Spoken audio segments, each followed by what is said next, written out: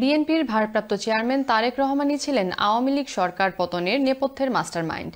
তিনি সেই ২০২৩ সালেই নেতাকর্মীদের নির্দেশনা দিয়েছিলেন সরকার পতনের এক দফা দাবি বাস্তবায়নে দেশের জনগণকে সাথে নিয়ে আন্দোলন করার।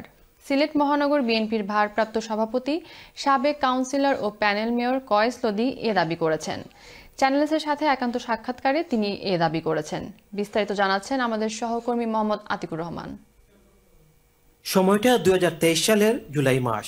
সংক্ষিপ্ত সফরে যুক্তরাজ্যে আসলে বিএনপির ভারপ্রাপ্ত চেয়ারম্যান তারেক রহমান সিলেট জেলা বিএনপির ভারপ্রাপ্ত সভাপতি কয়েস লদিকে দেশে ফিরে গিয়ে দেশবাসী ও নেতাকর্মীদের ঐক্যবদ্ধ করে আওয়ামী লীগ সরকারের পতনের আন্দোলনে নামার নির্দেশ দেন।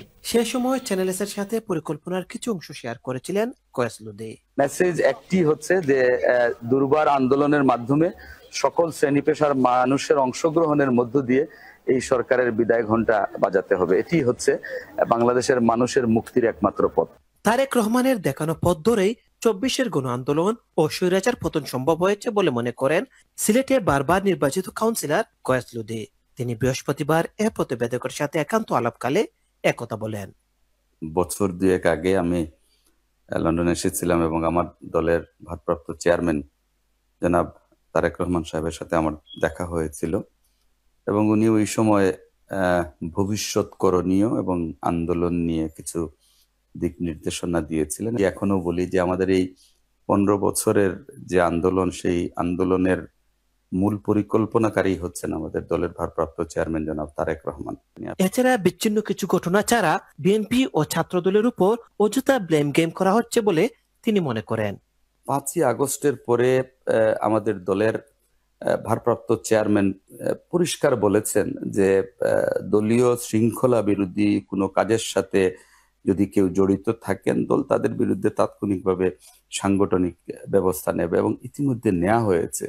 তারেক রহমান যে ৩১ দফা ভিত্তিক বাংলাদেশের ঘোষণা দিয়েছেন, সেই ৩১ দফার বাংলাদেশ যদি আমরা প্রতিষ্ঠিত করতে পারি তাহলে অন্তত আরো ৫০ বছর আমাদের দেশ সুরক্ষিত থাকবে। সিলেটে বিএনপি অথবা আরিফুল হক চৌধুরীর সাথে তার কোনো বিরোধ নেই উল্লেখ করে তিনি বলেন, বিএনপি একটি বড় দল, তাই তাদের মধ্যে প্রতিযোগিতা রয়েছে। আগামী মেয়র নির্বাচনে দল তাকে মনোনয়ন দিলে তিনি মেয়র হিসেবে সিলেটবাসীর সেবা করতে চান বলে জানান। সিটি কর্পোরেশন নির্বাচন যখনই হবে, আমার দল যদি আমাকে নমিনেশন দেয় এবং মহান আল্লাহ যদি সহায় হন, ক্ষুদ্র অভিজ্ঞতাটুকু আমি বড় পরিসরে নিয়ে গিয়ে এই নগরীর উন্নয়নে এবং একটি সমৃদ্ধ নগরী গড়ার ক্ষেত্রে আমি কাজ করব ইনশাল্লাহ। আরিফুল হক চৌধুরী উনি আমার বড় ভাই, শ্রদ্ধেয় নেতা। ওনার নেতৃত্বে আমি দীর্ঘদিন থেকে রাজনীতি করি এবং এখনো করছি। আন্তরিকতার ভিত্তিতে শ্রদ্ধার সহিত কিন্তু আমরা কাজ করে যাচ্ছি।